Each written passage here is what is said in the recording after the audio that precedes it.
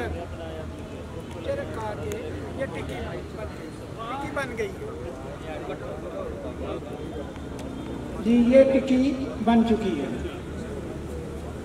यार, पीछे आई भाई। चरा खा के बैठ गई।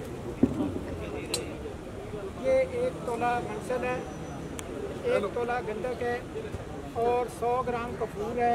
मंसल को अलग पीस लेना है और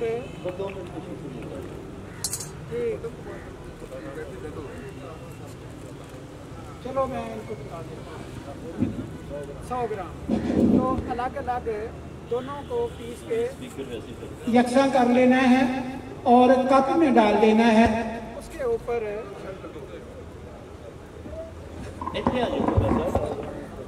आ गया सर, मैं बस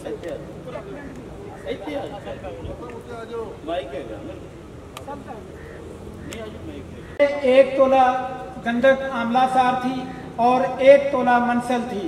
इनको अलग अलग पीस के कप में डाल दिया और उसके ऊपर 100 ग्राम जो है कपूर डाल दिया और कप को साइड पे रख के तलवी जो कपूर है उसको आग लगा दी तो कपूर जल गया और मंसल और गंधक ये आपके सामने है। चरखा के बैठे